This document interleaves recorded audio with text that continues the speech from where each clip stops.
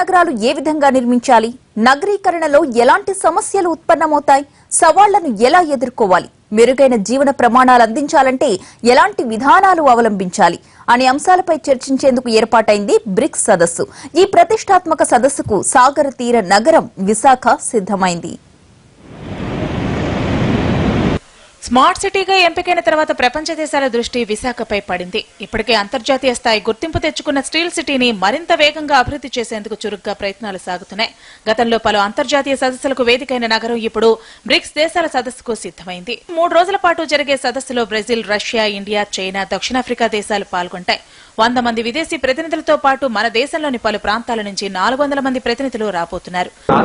ఇవి వాళ్ళందరినీ మనం రిసీవ్ చేసుకొని వాళ్ళ ముందు మన పరపతి కాపాడుకొని వారిని గౌరవించి వారిని మర్యాదగా వారి దేశానికి పోయి మనల్ని మెచ్చుకునే విధంగా మనం వారిని పంపించడం మన విధి. అందులో భాగంగా మేము అందరినీ కూడా సహకరించమని కోరుతున్నాం. ప్రధానంగా నగరీకరణ సమస్యలపై చర్చించనున్నారు. పట్టణాల్లో ఉద్యోగ, ఉపాధి అవకాశాలు మెరుగుపరచడం, ప్రత్యేక పరపతి సౌకర్యాలు అందించే విధంగా తగిన విధానాలు రూపకల్పన చేయడంపై చర్చిస్తారు. అలాగే స్మార్ట్ సిటీగా రూపుదిద్దుకోబోతున్న విశాఖ అవసరాలపై ప్రత్యేక చర్చ జరగనుంది. ఇక్కడి సదస్సులో ఉమ్మడి అజెండాను ఖరారు చేసి ఈక్వెడార్లో జరగనున్న హెబిటాట్ 2 సమావేశంలో సమర్పిస్తారు. ఈ సదస్సులో ముఖ్యమంత్రి చంద్రబాబుతో పాటు కేంద్ర మంత్రి వెంకయ్యనాయుడు పాల్గొంటారు.